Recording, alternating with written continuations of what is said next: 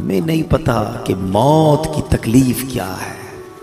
روایتوں میں یہ مضبوط ملتا ہے کہ موت اس سے زیادہ سخت ہے کہ بندے پر اس کو کینچیوں سے کاٹا جائے۔ موت کا جو درد ہے، وہ جو سختی ہے، وہ اس سے زیادہ سخت ہے کہ اسے ہانڈیوں میں ابالا جائے۔ موت کی سختی بڑی خطرناک ہے۔ نصیب والے ہوتے ہیں کہ جن کی موت آسانی سے آ جائے، روح جو ہے وہ آسانی سے قبض کر لی جائے۔ نزا کا جو وقت ہے نا، سکرات کا جو عالم ہے، ہم اللہ سے دعا کرتے ہیں محبوب پاک علیہ الصلوۃ والسلام کے جلووں میں عافیت والی ہمیں موت نصیب فرمائے۔ حدیث پاک میں ہے جسے موت کی یاد خوف زدہ کرتی ہے، قبر اس کے لیے جنت کا باغ بن جائے گی۔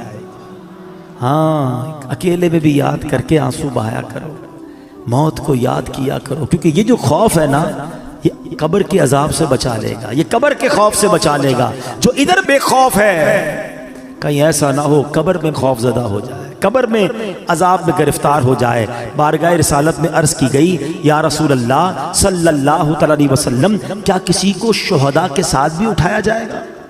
کیسا سوال ہے، شہید کا کیا مرتبہ ہے؟ آقا نے فرمایا ہاں، اس کو جو دن رات میں 20 مرتبہ موت کو یاد کرتا ہو۔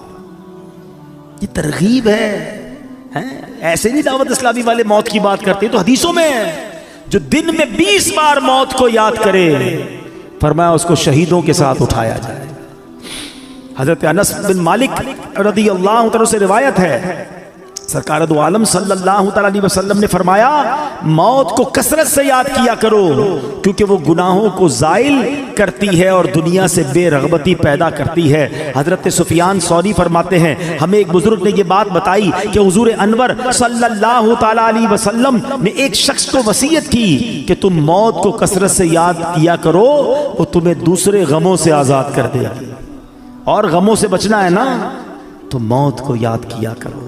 حضرت دقاق رحمت اللہ تعالی فرماتے ہیں جو موت کو کثرت سے یاد کرتا ہے، 3 باتوں کے ذریعے اسے عزت دی جاتی ہے، رسپیکٹ پاتا ہے۔ غور سے سنو، فرمایا اسے توبہ کی جلد توفیق ملتی ہے۔ موت یاد ہوگی تو بندہ توبہ کرے گا نا کہ یار مر جاؤں گا، توبہ کر لوں۔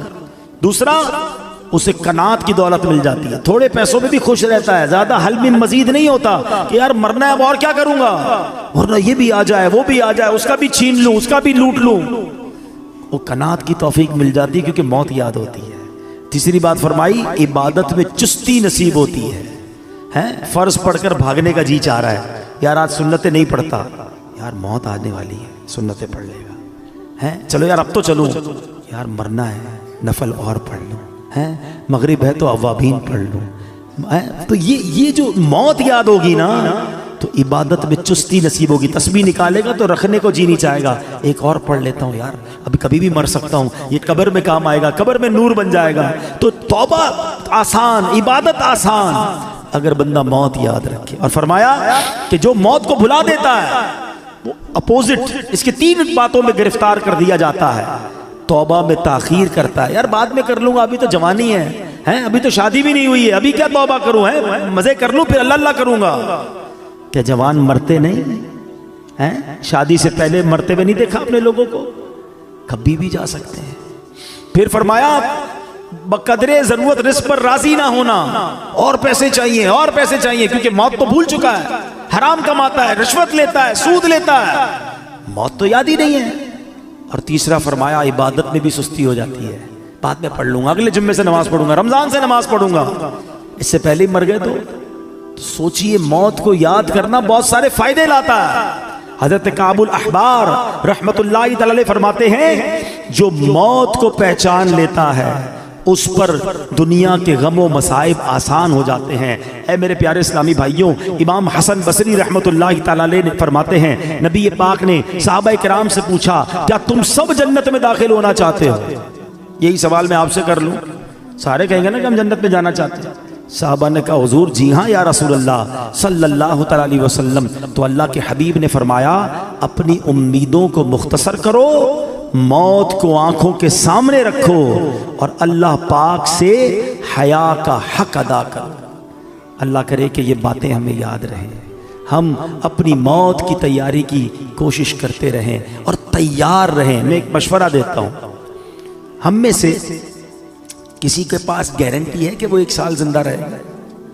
1 مہینہ، اچھا 1 دن، آج صبح تک کوئی زندہ رہے گا اس کی ہاتھ اٹھا دے۔ آگاہ اپنی موت سے کوئی بشر نہیں، سامان 100 برس کا ہے، پل کی خبر نہیں۔ اس کا مطلب ہمیں پتہ ہی نہیں کب مر جائیں، آج بھی مر سکتے ہیں نا، تیاری کب کرو گے؟ تیار رہنا پڑے گا۔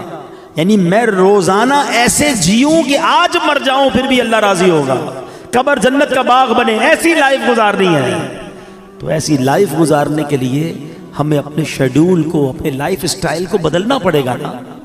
ویسے بھی کراچی کے حالات ہمارے سامنے ہیں، ہمارے سامنے آئے دن کوئی حادثہ ہوتا ہے، خبر آتی ہے، ویڈیو آتی ہے کہ نوجوان دنیا سے چلا گیا۔ اللہ ہماری حفاظت فرمائے، ہماری جان، مال، عزت، آبرو، آل اور اولاد سب کی حفاظت فرمائے۔ لیکن ڈاکوؤں سے بچ گئے، چوروں سے بچ گئے، مرنا پھر بھی ہے۔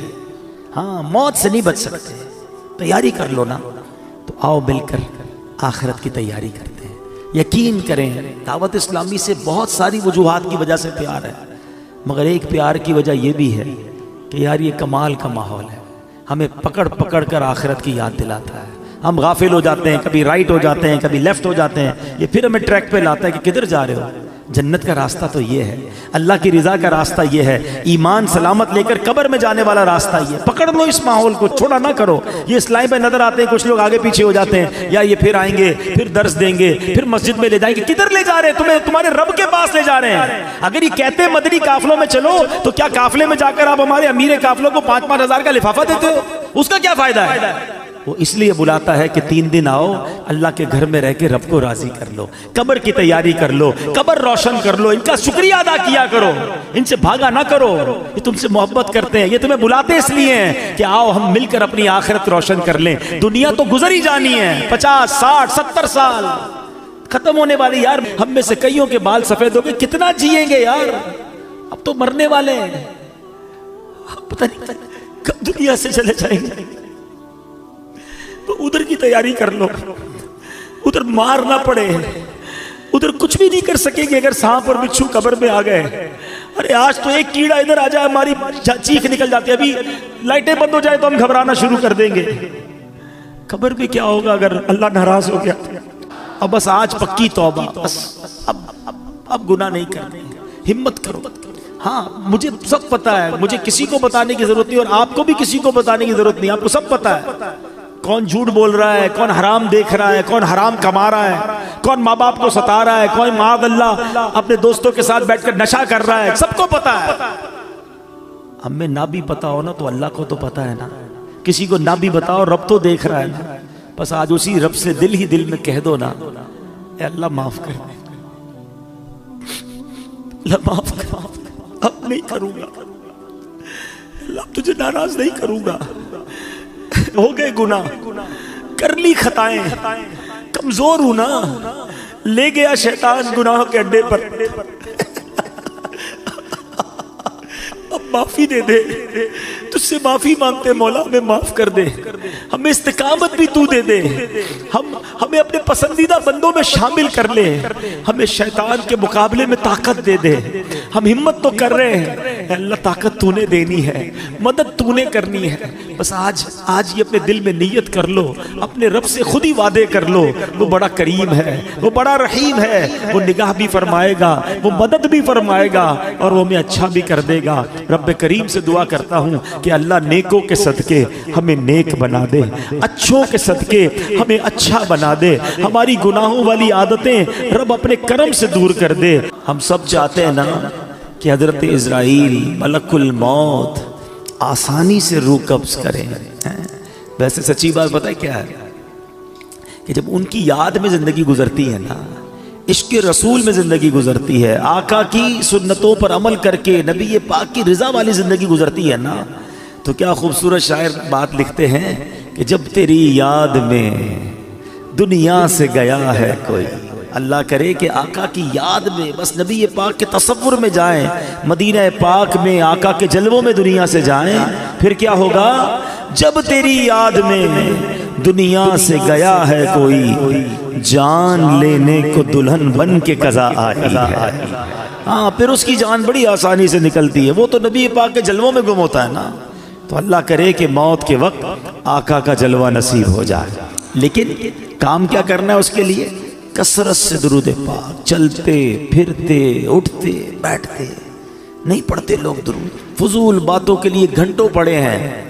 درود پاک زبان پر بہت تھوڑا آتا ہے۔ آج ہی چیک کر لو نا، اپنے آپ کو چیک کر لے، آج پورے دن میں کتنی بار درود پڑھا ہے۔ ٹائم نکالا کرو، تسبیح جیب میں رکھا کرو۔ کہتے ہیں نا درود پاک اور ذکر الہی کرنے کے بہانے ڈھونڈا کرو، جہاں موقع ملا تسبیح نکالی شروع ہو گئے۔ تسبیح نہ بھی ہو تو پڑھ سکتے ہیں، لیکن تسبیح یاد دلاتی ہے، اس لیے میں کہہ رہا ہوں اللہ کرے کہ میری بھی عادت بن جائے، آپ کی بھی عادت ہو جائے، اور ہم بس کثرت سے اللہ اور اس کے حبیب کا ذکر کرتے رہیں، فضول باتوں سے بچتے رہیں، اور ہماری زبان اس مبارک ذکر میں تر ہو جائے۔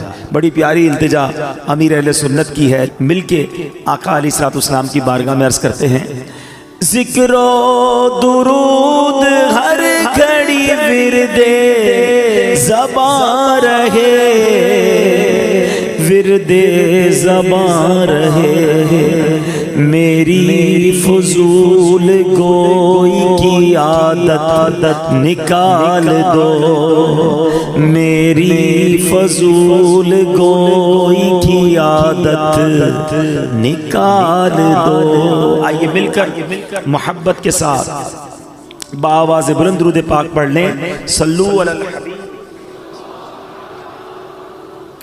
آج جس موضوع پر میں نے کچھ مدنی پھول پیش کرنے ہیں، یوں سمجھیے اس کا آغاز تو درود پاک کی اس فضیلت سے ہی ہو چکا کہ جو سکرات کا وقت ہے، جو موت کی سختیاں ہیں، کیا ہم اسے یاد رکھتے ہیں؟ یہ ایک ایسی حقیقت ہے کہ جسے ہم بھول جاتے ہیں، زندگی میں ایسے زندگی گزار رہے ہوتے ہیں کہ جیسے مرنا ہی نہیں ہے۔ تو آج اسی حقیقت پر کچھ مدنی پھول پیش کروں گا۔ اللہ کرے کہ فکر آخرت اور آخری جو سفر ہے اس کی تیاری کا ہمارا ذہن بن جائے۔ حجت الاسلام امام محمد بن محمد غزالی علیہ رحمت اللہ الوالی لکھتے ہیں، بنی اسرائیل میں ایک بڑا مغرور شخص تھا، ایک بند کمرے میں تھا۔ بڑے لوگ ہوتے ہیں نا، ان کے کمروں میں ہر کسی کو آنے کی اجازت نہیں ہوتی، گارڈز آگے سیکرٹری، اجازت کے بغیر کوئی نہیں آ سکتا، اور ان کو اس بات پر بعض اوقات بڑا غرور بھی ہوتا ہے، فخر ہوتا ہے کہ میری ٹیریٹری میں کوئی پیر نہیں رکھ سکتا۔ اچانک کمرے میں ایک شخص داخل ہوا، اس مغرور شخص نے زور سے چلا کر کہا، کون ہو؟ کیسے آ گئے میرے کمرے میں بغیر اجازت؟ تمہیں پتہ نہیں میں کون ہوں؟ میں اس واقعے کا خلاصہ عرض کر رہا ہوں۔ تمہیں اجازت کس نے دی میرے کمرے میں آنے کی؟ تو کہتا ہے کہ مجھے اس گھر کے مالک نے اجازت دی ہے، اور میں وہ ہوں جسے کوئی روک نہیں سکتا۔ مجھے بادشاہوں سے بھی اجازت لینے کی ضرورت پڑتی نہیں، مجھے کسی کا دبدبہ ڈرا نہیں سکتا، اور نہ ہی مجھ سے کوئی بچ سکتا ہے۔ اب جب یہ باتیں سنی نا، اس مغرور شخص نے، جس کا سٹائل ہی الگ ہوتا تھا، جو بڑے چلا کر بڑے غصے میں لوگوں سے باتیں کرتا تھا، اب اس کا جو غصہ ہے وہ نیچے آ گیا۔ اب ہے کون یہ تو بتائیں، کہیں آپ ملک الموت تو نہیں؟ اللہ اکبر۔ اب حضرت ملک الموت نے کہا، ہاں میں ملک الموت ہوں، مجھے کوئی دروازہ نہیں روک سکتا، مجھے کوئی گارڈ، مجھے کوئی کر و فر کہیں بھی جانے سے نہیں روک سکتا۔ اب وہ کہتا ہے کہ حضور تھوڑی سی مہلت مل سکتی ہے، اگر آپ میری روح قبض کرنے آئے ہیں تو کچھ دن کچھ گھنٹے تو دیجئے نا، مجھے تو پتہ ہی نہیں ہے، مجھے کچھ توبہ کرنی ہے، کچھ نیکیاں کرنی ہیں، کچھ نیک اعمال کرنے ہیں۔ اب ملک الموت نے فرمایا کہ تمہاری سانسیں پوری ہو چکی ہیں، اب تمہارا وقت اینڈ ہو چکا ہے۔ تو کہا اچھا پھر یہ تو بتائیں، اگر میری روح قبض کریں گے تو مجھے لے کر کہاں جائیں گے؟ تو ملک الموت نے فرمایا اس مقام پر جہاں تو نے اپنے اعمال بھیجے ہوئے ہیں، جس طرح کے اعمال کیے ادھر لے کے جاؤں گا۔ کہا حضور میں نے تو نیکیاں نہیں کی، کوئی اچھا گھر بھی تیار نہیں کیا ہے۔ ملک الموت نے فرمایا کہ پھر تمہیں بھڑکتی آگ کی طرف لے کر جائیں گے جو تیرا گوشت پوشت نوچ لے گی۔ یہ کہہ کر ملک الموت نے اس کی روح قبض کر لی، وہ مردہ ہو کر گر پڑا، گھر میں کوہرام مچ گیا، رونا دھونا مچ گیا۔ اس واقعے کے جو راوی ہیں حضرت یزید رکاشی رحمت اللہ تعالی فرماتے ہیں اگر ان سوگواروں کو اس کے برے انجام کا پتہ چل جاتا تو اس سے زیادہ رونا دھونا مچاتے۔ اب میرے پیارے اسلام پہ سوچئے، یہ ہمارے ساتھ بھی تو ہونا ہے نا، کبھی دفتر میں بیٹھے ہوں گے، کبھی گھر میں لیٹے ہوں گے، پتہ نہیں کبھی کہاں ہوں گے، اور اچانک ملک الموت آ جائیں گے اور ہماری روح قبض کر لی جائے گی، کوئی چانس نہیں ملے گا۔ جس کو مرنا ہو کیا وہ ایسے جیتا ہے جیسے ہم جی رہے ہیں؟ وہ شاعر لکھتے ہیں نا، جب اس بزم سے اٹھ گئے دوست اکثر اور اٹھتے چلے جا رہے ہیں برابر۔ ذرا غور تو کیجئے نا، آپ کے رشتہ داروں میں سے کتنے لوگ چلے گئے، آپ کے پڑوسیوں میں سے کتنے لوگ چلے گئے، ارے آپ کی عمر کے دوستوں میں سے کتنے لوگ چلے گئے، بلکہ میں تو ان لوگوں کو بھی جانتا ہوں کہ جن کی عمر مجھ سے کم تھی، وہ بھی دنیا سے چلے گئے۔ دھڑا دھڑ لوگ جا رہے ہیں۔ جب اس مذہب سے اٹھ گئے دوست اکثر اور اٹھتے چلے جا رہے ہیں برابر، یہ ہر وقت پیش نظر جب ہے منظر، یہاں پر تیرا دل بہلتا ہے کیوں کر، جگہ جی لگانے کی دنیا نہیں ہے، یہ عبرت کی جا ہے تماشا نہیں۔ ہم کیوں نہیں سوچتے کہ ہمیں مرنا ہے؟ ہم کیوں نہیں سوچتے کہ ہمیں دنیا سے جانا ہے اور ادھر جانا ہے، اور ادھر کی ہم تیاری نہیں کرتے؟ حضرت عبداللہ ابن مسعود رضی اللہ عنہ فرماتے ہیں السعید من وعد بغیرہ، یعنی سعادت مند وہ ہے جو دوسروں سے نصیحت حاصل کرے۔ ہمیں نصیحت حاصل کرنی چاہیے نا کہ یار فلاں کا انتقال ہو گیا، میری باری آنے والی ہے۔ کبھی جنازہ پڑھتے ہوئے، کبھی قبرستان میں مردے کو قبر میں اتارتے ہوئے، کبھی مسجد کا اعلان سنتے ہوئے کہ جناب فلاں کا رضائے الہی سے انتقال ہو گیا، ہم کیوں نہیں سوچتے میرا نام بھی اسی اسپیکر سے اعلان ہوگا کہ ان کا بھی رضائے الہی سے انتقال ہو گیا ہے۔ دوست احباب گھر والے کچھ دیر آنسو بہائیں گے، کچھ دیر یاد کریں گے، مگر پھر کہیں گے جلدی کرو، جنازے میں دیر نہیں کرنی چاہیے۔ پھر ہمارے گھر سے جنازہ اٹھے گا، وہ بھی نصیب والے ہوتے ہیں جن کا گھر سے جنازہ اٹھتا ہے۔ بعض اوقات تو ایسی جگہ موت آتی ہے کہ لوگوں کو کفن بھی نہیں ملتا، قبر بھی نہیں ملتی ہے۔ اللہ سے دعا کرتے ہیں کہ اللہ عافیت والی موت عطا فرما، کٹنے والی، پھٹنے والی، جلنے والی، ڈوبنے والی موت سے محفوظ فرما، عافیت والی ہو، کلمے والی ہو۔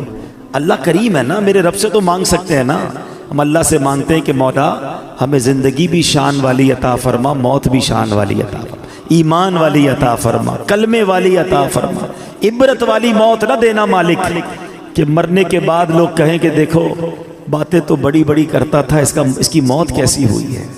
اللہ ایسی موت سے ہم سب کو محفوظ فرمائے، برے خاتمے سے بچائے۔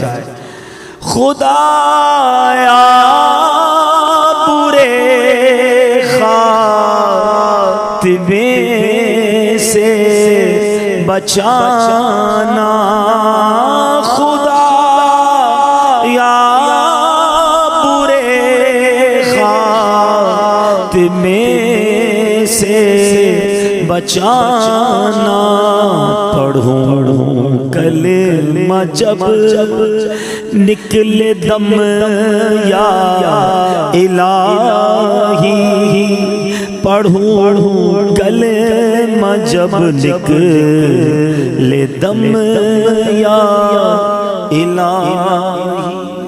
آج کل تو لوگ قبرستان میں جا کے ہنسی مذاق کر رہے ہوتے ہیں، قبرستان میں جا کر موبائل فون پہ کاروبار چل رہا ہوتا ہے، ادھر میت دفنائی جا رہی ہے، ادھر آپس میں دوست کل کی پلاننگ کر رہے ہوتے ہیں۔ قبرستان عبرت کی جگہ ہے، قبرستان میں ہنسنے والوں کا کیا حال ہوتا ہے، آؤ میں آپ کو ایک واقعہ سناتا ہوں۔ خواجہ خواجگان، خواجہ غریب نواز، خواجہ معین الدین چشتی اجمیری، خواجہ غریب نواز نے ایک واقعہ سنایا کہ ایک مرتبہ میں اور شیخ اوحد کرمانی رحمت اللہ تعالی علیہ سفر پر تھے، ہماری ملاقات ایک بوڑھے میاں سے ہوئی. وہ بزرگ تھے اور یاد الہی میں انتہائی مشغول تھے. کہتے میں نے ایسا بندہ یاد الہی میں مشغول پہلے نہیں دیکھا تھا. میں نے ان سے سلام کیا, ہاتھ ملایا تو معلوم ہوا کہ ان کے ہاتھ پر تو گوشت ہی نہیں ہے, اتنا کمزور, اتنے دبلے پتلے تھے. تو خواجہ صاحب کہتے ہیں کہ میرے دل میں خیال آیا کہ یہ اتنے کمزور کیوں ہیں. اس سے پہلے کہ میں سوال کرتا وہ روشن ضمیر تھے, میرا سوال جان لیا. کہتے ہیں کہ میں ایک دن اپنے دوست کے ساتھ قبرستان گیا, تھوڑی دیر ہم قبر کے پاس بیٹھ گئے, آپس میں باتیں ہونے لگی جیسے دوستوں میں باتیں ہوتی ہیں. کہتے اتفاقاً ایسی بات ہوئی کہ مجھ سے کہا لگ گیا, زور سے ہنس پڑا. اسی وقت قبر سے آواز آئی, اے غافل, جس کو ایسا مقام درپیش ہو اسے ہنسی سے کیا کام. کہتے جو ہی میں نے وہ آواز سنی میں اٹھ کھڑا ہوا. جو دوست میرے ساتھ تھا میں نے اسے الوداع کہا, مسجد میں آ گیا, بیٹھ گیا. مجھ پر ہیبت طاری ہو گئی, قبر سے آواز آئی تھی نا. کہتے میں قبرستان میں ہنسا, مجھ پر ایسی غفلت آ گئی کہ میں قبر کے پاس جا کر ہنسنے لگا. کہتے مجھے اتنی شرمندگی محسوس ہوئی. وہ دن ہے اور آج کا دن ہے, 40 سال ہو گئے میں نے شرم کے مارے آسمان کی طرف منہ نہیں کیا ہے. اور میں اس بات سے ڈر رہا ہوں کہ قیامت کے روز اللہ کی بارگاہ میں کیسے منہ دکھاؤں گا, کیا منہ لے کر جاؤں گا. ایک صحابی رسول آئے, عرض کرتے ہیں حضور مجھے آخرت اور موت سے محبت نہیں, گھبراہٹ ہوتی ہے, اس کا ذکر کرنے میں مجھے مزہ نہیں آتا, دل نہیں لگتا آخرت کی بات کرنے میں. شاید ہم سارے ایسے ہی ہیں, جب بھی موت اور قبر کی بات کرو گھبراہٹ شروع ہو جاتی ہے. کیا شاندار جواب دیا نبی پاک نے. حدیث پاک کا خلاصہ پیش کر رہا ہوں. فرمایا بندے کا دل ادھر لگتا ہے جدھر اس کا مال ہو. تم اپنا مال آگے بھیج دو, تمہارا دل بھی آخرت میں لگنا شروع ہو جائے گا. میں اس کو ایگزامپل کے ذریعے سمجھاتا ہوں. ہم کراچی میں رہتے ہیں, ٹھیک ہے, ایک بندے نے اپنے پیسے بھجوا دیے لاہور, وہاں دکان لے لی, فیکٹری لگا لی, گھر لگا لیا. اب زیادہ دل کہاں لگے گا؟ لاہور. جب دیکھو لاہور جائے گا, کیوں؟ پیسے ادھر ہیں, انویسٹمنٹ ادھر ہے. لوگوں نے پیسے دبئی میں لگائے ہوئے ہیں, دبئی جاتے رہتے ہیں کیونکہ مال ادھر ہے, دل بھی ادھر ہے, واپس بھی نہیں آتے. کیا شاندار جواب دیا, عقل مندوں کے لیے کمال جواب ہے یہ. اگر آخرت میں دل لگانا ہے نا تو بندہ کہ میرے پیسے ادھر ہیں بھائی, میں نے اپنا مال اللہ کی راہ میں صدقہ کیا ہوا, محل تیار ہے, مسجد بنا دی ہے اللہ کے کرم سے. کیونکہ حدیث پاک کا خلاصہ ہے جو اللہ کے لیے مسجد بناتا ہے اللہ اس کے لیے جنت میں گھر بناتا ہے. خوش نصیب ہے وہ لوگ جو مسجد بناتے ہیں یا مسجد میں حصہ ملاتے ہیں. کچھ نہ کچھ پیسے آگے بھجوایا کرو, یہ اگلا اکاؤنٹ ہے ہمارا, جاتے کہیں نہیں ہیں, ادھر سے نکل کر اس اکاؤنٹ میں جا رہے ہیں جدھر زیادہ گزارنی ہے زندگی. تو آقا نے کیا خوب بات فرمائی کہ اگر آخرت میں دل لگانا ہے نا تو اپنا مال ادھر بھیج دے, کیونکہ بندے کا دل مال کے ساتھ ہوتا ہے. جب مال ادھر ہوگا تیرا دل بھی ادھر ہی لگ جائے گا. تو یہ موت کی تیاری کا ایک طریقہ ہے. اچھے اعمال کرے اور آگے اپنے اعمال بھیجے, نیکیاں بھیجے, تو انشاءاللہ اس کی تیاری اچھی ہو جائے گی. اللہ کریم قرآن مجید فرقان حمید میں فرماتا ہے وَاتَّقُوا يَوْمًا تُرْجَعُونَ فِيهِ إِلَى اللَّهِ, اور ڈرو اس دن سے جس میں اللہ کی طرف پھرو گے. ایک قول کے مطابق اس آیت کریمہ کا معنی یہ ہے, اے ایمان والو ڈرو اس دن سے جب تم اس دنیا کو چھوڑ کر سفر آخرت پر روانہ ہو جاؤ گے. اے میرے پیارے اسلامی بھائیوں, اللہ کریم قرآن مجید میں فرماتا ہے وَلَا تَنْسَ نَصِيبَكَ مِنَ الدُّنْيَا, اور دنیا میں اپنا حصہ نہ بھول. اب کون سا حصہ ہے ہمارا دنیا میں؟ سنیں اس آیت کی تفسیر میں علماء نے فرمایا اس سے مراد کفن ہے. یعنی دنیا میں ہمارا حصہ کتنا ہے؟ بس کفن لے کر جانا ہے اور کچھ لے کر نہیں جانا ہے. اور اتنی تیاری ہے دنیا سجانے کی, چھوٹا گھر بڑا ہو جائے, بڑا گھر اور بڑا ہو جائے, چھوٹا کاروبار بڑا ہو جائے. میں نہیں کہتا کاروبار بڑا نہ کریں, میں نہیں کہتا گھر بڑا نہ بنائیں, مگر اس گھر میں, اس کاروبار میں, اس دنیا میں اتنے غرق تو نہ ہو جائے نا کہ پہلے تو حلال اور حرام کی تمیز اٹھ جائے اور پھر مرنے کا ہی خیال نہ رہے. خدا را دیکھو ایک بات یاد رکھیں, ہمارے ساتھ ایسا نہیں ہے کہ ہمیں کوئی ٹائم الگ الگ دیا گیا ہے کہ بھائی یہ ٹائم دنیا کے لیے تیاری کر لو اور یہ والے ٹائم آخرت کی تیاری کر لینا, پھر تو ٹھیک ہے. ہم کہیں گے یار آخری 10 سال میں آخرت کی تیاری کر لوں گا. نہیں, اسی ٹائمنگز میں, اسی زندگی میں ہمیں دنیا بہتر کرنی ہے تو کریں, آخرت بھی بہتر کرنی ہے, کہیں رہ نہ جائے آخرت. شیطان کیا کہتا ہے, بس مولانا ابھی بھی ہو سکتا ہے میرا بیان چل رہا ہے نا تو کوئی کہہ رہا ہوگا کہ باتیں تو بڑی اچھی کر رہے ہیں, بس رمضان سے نماز شروع کر دوں گا, بس یہ اگلے سال میں یہ حرام کام چھوڑ دوں گا. ہاں یار میں یہ غلط کام تو کرتا ہوں, میری ایک بری عادت تو لگی ہوئی ہے, میں یہ بے حیائی کا کام تو کر رہا ہوں, بس یار تھوڑے 2-4 مہینے بعد پکی توبہ کر لوں گا. یہی شیطان کا کام ہے کہ وہ لمبی امیدیں دلاتا ہے، لمبی امیدیں دلاتا ہے، تھوڑے دنوں بعد توبہ فوراً کرنی چاہیے۔ شیطان کیسا مردود ہے اور کیسے مرواتا ہے۔ مجھے بنی اسرائیل کا یہ پرانا کتابوں میں واقعہ لکھا وہ یاد آ گیا کہ دو بھائی تھے، اوپر نیچے رہتے تھے، first floor ground floor. Ground floor والا بھائی بدکار، شرابی، کبابی، بے حیائی کے کام کرنے والا، اور اوپر والا بھائی تہجد گزار، قرآن پڑھنے والا، دین کا کام کرنے والا۔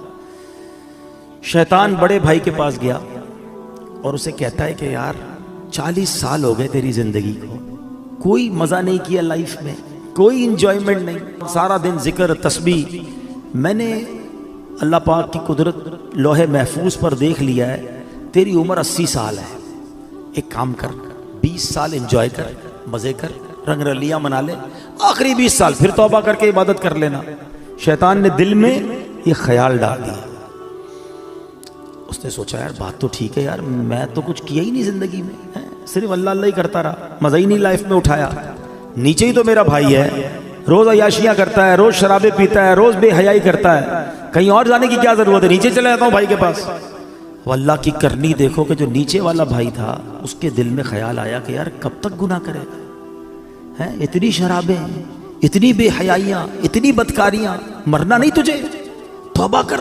دل میں خیال آیا، کہتا ہے ایک میرا بھائی ہے اوپر، جب دیکھو عبادت ریاضت، چلو کہیں اور نہیں جاتا، اپنے نیک بھائی کے پاس جاتا ہوں، اس کے پاس جا کے اللہ سے معافی مانگتا ہوں۔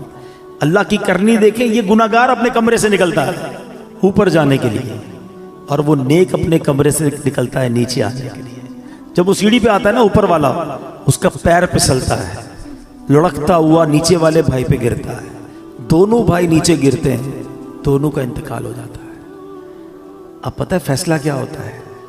اوپر والا گناہ کے لیے چل پڑا تھا، نافرمانی کے لیے چل پڑا تھا، فرمایا اس کی نیکیاں برباد کر دی جاتی ہیں، اور یہ گناہگار توبہ کے لیے چل پڑا تھا، اللہ سے دوستی کرنے چل پڑا تھا، شرمندگی تھی دل میں، فرمایا یہ چلنا جو ہے اس کا اللہ کی بارگاہ میں ایسا قبول ہوا، اس کے سارے گناہ معاف کر دیے جاتے ہیں۔ ہائے ہائے ہائے، یہ ہے میرے رب کی رحمت۔ ہم کتنے ہی گناہگار کیوں نہ ہو، چل تو پڑو یار، توبہ کے راستے پہ چل پڑو نا، اسے راضی کرنے کے راستے پہ چل پڑو یار۔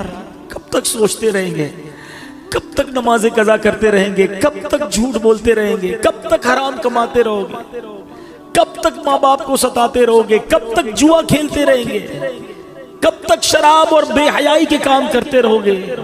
اے میرے اسلامی بھائیو، بڑا قریب ہے، یقین کرو بڑا قریب ہے، ہم واقعی گناہگار ہیں۔ کبھی کبھی جب اپنے گناہوں پہ نظر جاتی ہے نا تو بڑا شرم آتی ہے کہ بنے گا کیا، اتنی بے حیائیاں ہیں اور ایسی بے غیرتی ہے کہ دنیا دیکھے تو گناہ نہیں کرتے ہیں، مگر رب دیکھ رہا ہوتا ہے، اکیلے میں ہم گناہ کر جاتے ہیں۔ یہ خیال کیوں نہیں آتا کہ اللہ دیکھ رہا ہے؟ یہ خیال کیوں نہیں آتا کہ مجھے مر کر اللہ کی بارگاہ میں جانا ہے، لوگوں نے کیا بگاڑنا ہے میرا؟ یہی بات تو اعلیٰ حضرت نے سمجھائی ہے نا کہ جس نے سزا دینی ہے اس کے گناہ کرتے میں شرم نہیں آتی، لوگ دیکھتے اس کی شرم آتی ہے۔ فرماتے ہیں نا، چھپ کے لوگوں سے کیے جس کے گناہ، چھپ کے لوگوں سے کیے جس کے گناہ، وہ خبردار ہے کیا ہونا، وہ تو خبردار ہے، اسے تو پتہ ہے، مگر دلاسا پتہ ہے دل کو کیا ملتا ہے کہ وہ رب رحیم ہے، وہ رحمان ہے، وہ معاف کرنے والا ہے، بس ہم آ جائیں اس کی طرف، انتظار نہ کرو۔ شیطان کہتا ہے بڑا رحم والا مولا ہے، توبہ کر لیں گے بعد میں، یہی شیطان کا وار ہے تم پر کہ وہ نہیں کرنے دیتا توبہ۔ آج کر لو، ابھی کر لو، آج تو ویسے بھی جمعرات کی رات ہے، آج تو ویسے ہی مانگنے کی رات ہے، اور جب اجتماع مسلمین ہونا اس کی برکتیں ہوتی ہیں۔ ہمیں کیا پتہ یہاں اللہ کا کون سا ولی بیٹھا ہے، آج دعا ہوگی، کس کی آمین کا ہاتھ اٹھے گا اور کس کے ساتھ ہماری بھی توبہ قبول ہو جائے گی۔ تو بس اب پیارے اسلام بھائی چل پڑو، بس اب ہمت کر جاؤ، بہت ہو گئی گناہ، بڑی ہو گئی نافرمانیاں، اسے راضی کرنا ہے اور توبہ کر لو۔ اور اس کی توبہ اتنی کمال کی، اس کی بارگاہ میں رحمت اتنی بڑی ہے کہ توبہ کرنے والے سے وہ بڑا خوش ہوتا ہے، سارے پچھلے گناہ معاف کر دیتا ہے۔ حدیث پاک میں ہے التائب من الذنب کمن لا ذنب لہ، گناہوں سے توبہ کرنے والا ایسا ہے جیسا اس نے گناہ کیا ہی نہیں۔ پھر کیوں نہ توبہ کریں، پھر کیوں نہ اللہ کی طرف رجوع لے آئیں۔ اب میں یہاں آخر میں اپنے بیان کے آخر میں یہاں یہ بھی بتاتا چلوں کہ جو یہ وسوسہ آتا ہے نا کہ یار موت کو یاد کرنا کیوں ضروری ہے، آؤ میں آپ کو پیارے آقا علیہ الصلوۃ والسلام کی حدیث بھی سناتا ہوں اور اس کے بعد پھر میں موت کو یاد کرنے کے کچھ فضائل بتاتا ہوں۔ اللہ کے حبیب علیہ الصلوۃ والسلام جب لوگوں کو موت سے غافل دیکھتے تو دروازے پر تشریف لاتے، دروازے کو 3 مرتبہ ہلاتے اور فرماتے اے لوگو، اے مسلمانوں، تمہارے پاس یقینی موت آئے گی اور وہ اپنے ساتھ وہ کچھ لائے گی جو اسے لانا ہو۔ خبردار، ہر کوشش کرنے والے کے لیے ایک انتہا ہے اور ہر کوشش کرنے والے کی انتہا موت ہے، پس کوئی پہلے جاتا ہے کوئی بعد میں۔ حضرت ابن ثابت رحمت اللہ تعالی علیہ فرماتے ہیں ایک مرتبہ بارگاہ رسالت میں صلی اللہ تعالی علیہ وسلم میں ایک بندے کا ذکر ہوا، صحابہ نے اس کی بڑی تعریف کی۔ اس پر پیارے آقا رسول ہاشمی صلی اللہ تعالی علیہ وسلم نے فرمایا وہ موت کو کیسے یاد کرتا ہے۔ ایک بندے کی تعریف کی گئی، آپ نے اگین کوسچن کیا یہ تو بتاؤ وہ موت کو کیسے یاد کرتا ہے۔ عرض کی گئی حضور اسے کبھی موت کا ذکر کرتے ہوئے سنا نہیں گیا۔ تو آقا علیہ الصلوۃ والسلام نے فرمایا پھر وہ ایسا نہیں ہے جیسا تم کہہ رہے ہو، یعنی بندہ اچھا وہ ہے جو موت کو یاد کرتا ہے۔ اے میرے پیارے اسلامی بھائی، قبرستان عبرت کی جگہ ہے، مذاق مستی اور دنیاوی باتیں کرنے کی جگہ نہیں ہے۔ آپ کو پتہ ہے کہ سیدنا عثمان غنی رضی اللہ تعالیٰ عشرہ مبشرہ میں سے ہیں، ذوالنورین ہیں اور 2 بار نبی پاک سے جنت خریدی ہے، ایسی عظیم ہستی ہیں۔ مگر جب آپ قبرستان جاتے تھے نا، آپ کی اتنا روتے تھے کہ آپ کی داڑھی آنسوں سے تر ہو جاتی تھی۔ لوگ کہتے ہیں آپ اتنا کیوں روتے ہیں؟ آپ کے سامنے کبھی حشر کی بات بھی ہوتی ہے، جہنم کا ذکر بھی ہوتا ہے، اب اتنا نہیں روتے۔ قبر کی بات ہوتی ہے یا آپ قبرستان جاتے رونا شروع کر دیتے ہیں۔ کتنی کمال کی بات کی آپ نے فرمایا قبر ہی پہلی منزل ہے، جو پہلی منزل میں کامیاب ہو گیا نا وہ آگے بھی کامیاب ہو گیا، جو ادھر ہی پکڑا گیا پھر آگے اور مشکل ہے نا۔ فرسٹ انٹری ٹیسٹ ہے سمجھ لو، ہیں قبر میں جاتے ہی امتحان ہوگا نا، قبر میں جاتے ہی سوالات ہوں گے۔ اگر سوال کے جواب دے دیے، اچھا مزے کی بات دیکھیں، یہ اسٹوڈنٹ بھی بیٹھے ہوں گے، امتحانات بھی ہوتے رہتے ہیں، اسٹوڈنٹ کوشش کرتے ہیں کسی طرح پیپر آؤٹ ہو جائے، پتہ چل جائے امتحان میں کون سا پیپر آئے گا۔ اچھا جب پیپر آؤٹ نہیں ہوتا تو کیا کرتے ہیں، پچھلے 5 سالہ پیپر لے کے بیٹھے ہوتے ہیں، یار ان میں سے کوئی سوال آئے گا ان کی تیاری کر لو۔ کمال دیکھو کہ یہ کیسا پیپر ہے کہ جس کے سوال پہلے سے ہی آؤٹ ہیں، سوال بھی آؤٹ ہے، جواب بھی بتا دیے گئے کہ 3 سوال ہونے ہیں۔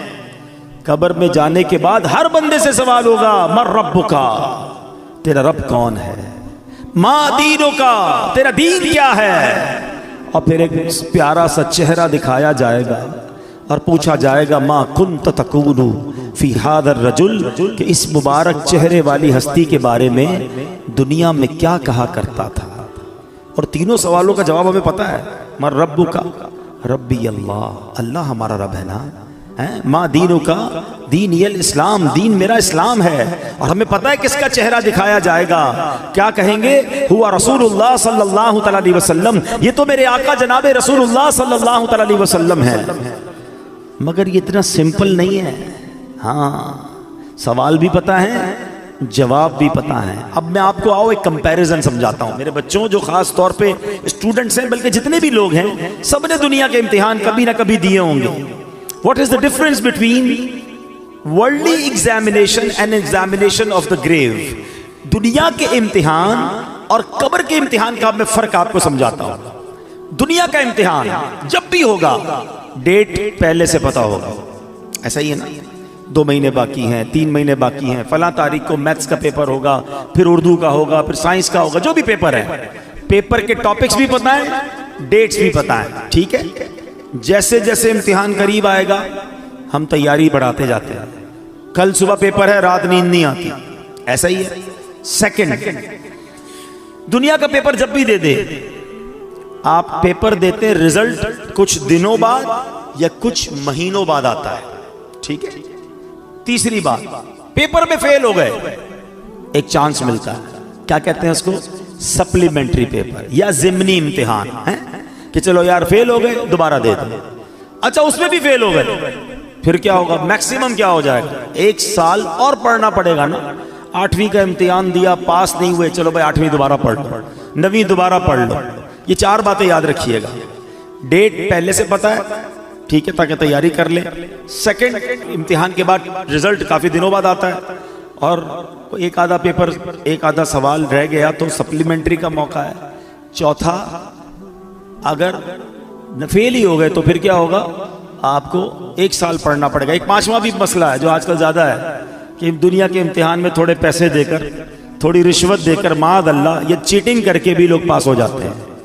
ایسا ہی ہے. یہ 5 باتیں یاد رکھنا. اب مجھے سچ بتاؤ، اس امتحان کی ٹینشن کتنی ہوتی ہے؟ جس کو دیکھو، ہر بچہ امتحان کے دنوں میں، ہم بھی جاتے ہیں نا بیان کرنے، مسجد کے امام صاحب کے پاس بھی پرچی آ رہی ہوتی، بچوں کے امتحان ہو رہے، دعا کر دے. ہر بچہ مل رہا ہوتا ہے، نوجوان مل رہا ہوتا ہے، حضرت پیپر دیے، دعا کر دے. ٹینشن ایسا ہی ہے نا. اب بتاؤ تمہیں اس امتحان کی اتنی ٹینشن ہے. اچھا، جتنے لوگ بیٹھے نا سارے پیپر دیتے بھی نہیں. کوئی کہے بھائی مجھے ٹینشن ہی نہیں لینی، میں نے پڑھنا ہی نہیں ہے، میں نے کوئی امتحان ہی نہیں دینا، تو آپ امتحان سے بچ جاؤ گے. میں جس امتحان کی بات کر رہا ہوں اس سے بچ کوئی نہیں سکے گا.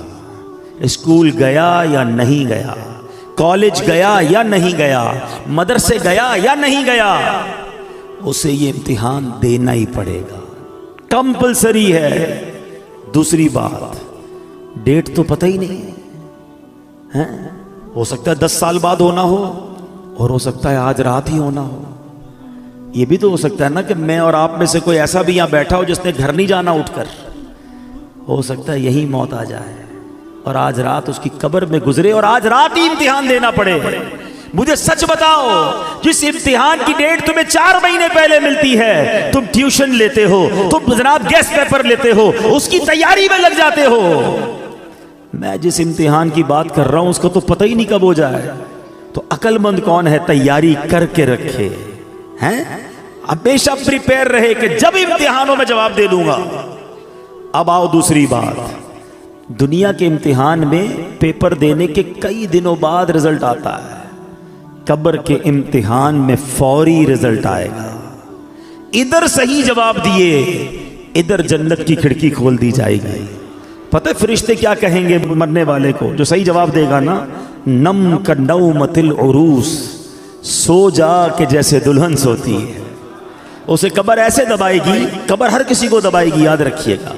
کسی کو تو ایسے دبائے گی جس سے رب ناراض ہوا، پسلیاں ایک دوسرے میں پیوست ہو جائیں گی، ٹوٹ جائیں گی پسلیاں. مگر کسی کو ایسے دبائے گی جیسے ماں دباتی ہے اپنے بچے کو، پیار سے. اور جس نے غلط جواب دیا، جو جواب نہ دے سکا، انتظار نہیں ہوگا، اسی وقت قبر میں جہنم کی کھڑکی کھلے گی، آگ برسا دی جائے گی اور قبر اسے تہس نہس کر دے گی. تیسری بات، کوئی سپلیمنٹری نہیں ہے. ارے فرشتوں سنو سنو، غلطی ہو گئی، ایک جواب غلط ہو گیا، رکو رکو دوبارہ جواب دینا ہے. نہیں، اونلی 1 چانس. ٹھیک ہے. اچھا، ادھر کانسیکوینسز کیا تھے؟ ادھر نقصان کیا تھا کہ ایک بار فیل بھی ہو گیا تو کیا مسئلہ ہے، 1 سال پڑھنا ہے نا. ادھر فیل ہو گئے تو اب قیامت تک مار پڑھنی ہے. اب تو رب ناراض ہو گیا نا. اب تو سانپ ہیں، بچھو ہیں. کیوں نہ روئیں عثمان غنی رضی اللہ تعالیٰ عنہ، خدا کی قسم اس سے مشکل امتحان کوئی اور نہیں ہے. مگر عقل تو دیکھو ہماری کہ دنیا کے امتحان، دنیا کے انٹرویو، دنیا کی آڈٹ رپورٹ، دنیا کا ٹیکس رپورٹ، ارے کوئی ہم سے رپورٹ مانگے گھبراہٹ شروع ہو جاتی ہے. ایک رپورٹ قبر میں جا کر دینی ہے، ایک ٹیسٹ دینا ہے، کیسے جواب دو گے؟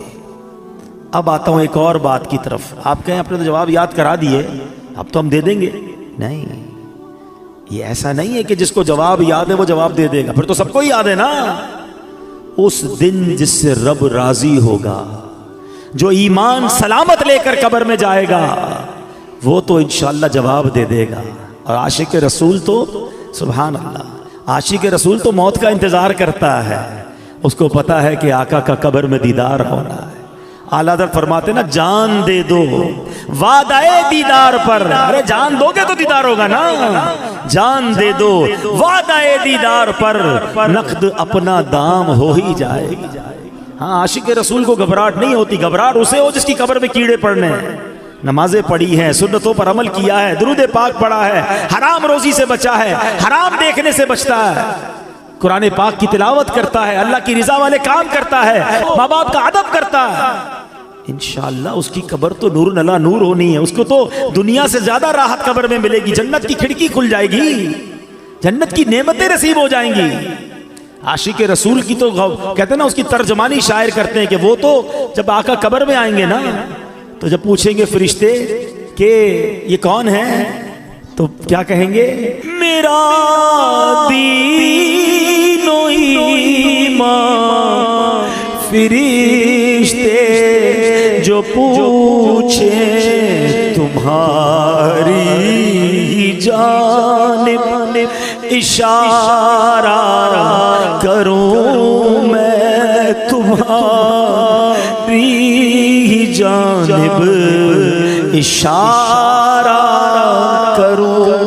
ہم تو آقا کا انتظار، جو عاشق رسول ہے نا وہ تو فرشتوں سے کہے گا، فرشتوں سے کہے گا ایسی